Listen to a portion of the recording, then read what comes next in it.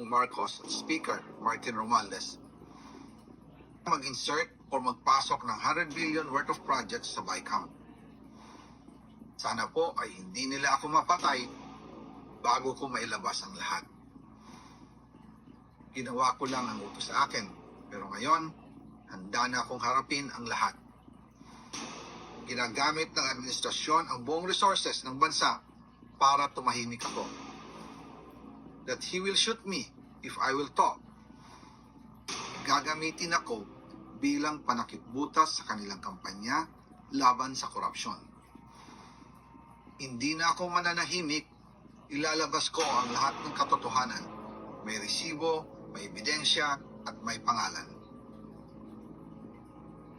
Kaya ngayon ay hinahamon ko si Ombudsman Remulla kung seryoso talaga siya sa mga sinasabi niya sa kanyang press release na idadamay niya pati si Martin Romualdez kung magbibigay ako ng ebidensya. Patunayan niya ngayon ang pronouncement niya. Imbestigahan niya ang fraternity brand at ang kanyang kaibigan na si Speaker Martin Romualdez kung talagang tutupad siya sa tungkulin niya. Imbestigahan din niya si President Bongbong Marcos. Sabi nga ni BBM ng SONA, let's do it right at mahiya naman kayo, hindi po ba? Nananawagan din po ako sa Senado na imbestigahan ang 100 billion insertion ni Presidente. Alam ko po na hindi gagawin ni Ombudsman Remulla ang hamon ko. Pero magaling ang Senado sa investigasyon at ako ay naniniwala na dahil sa kanila, lalabas ang katotohanan. Yung pong listahan ng mga projects, ilalabas ko din kasama ng video na ito. Dahil dito, mas lalong darami ang ipa-file na kaso sa akin. Ginagamit ng administrasyon ang buong resources ng bansa para tumahimik ako, para masira ang aking kredibilidad.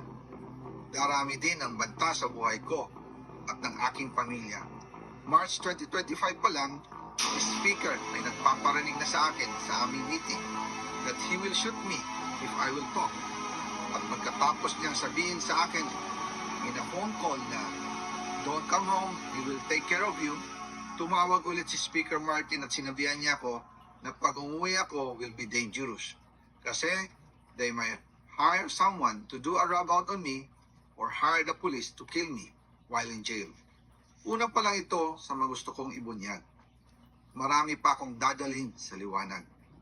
Isa na dito ay yung kay Henry Alcantara, ang DPWH boys, ang sinasabi nilang halaga sa ICI ay 21 billion. Hindi po totoo yan. Ang totoong numero ay 56 billion pesos at yung pong halaga na yan ay kay Pangulong Bongbong Marcos, Martin Romualdez na punta lahat. Grabe. Ilalabas ko po ang buong detalye sa darating na mga araw. Kaunting pasensya pa po.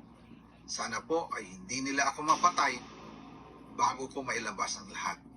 Sa inyong lahat sa Pilipinas, lalong-lalo na sa aking pamilya, taos-puso akong humihingi ng paumanhin. Ginawa ko lang ang utos sa akin, pero ngayon, handa na akong harapin ang lahat. Uulitin ko po, yung pong pera, Huwag kang matakot, napunta boss. sa akin. Dumaan lang po ang pera sa akin para i-deliver Laban.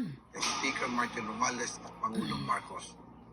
Salamat sa inyong pag-unawa. You're welcome. You take care.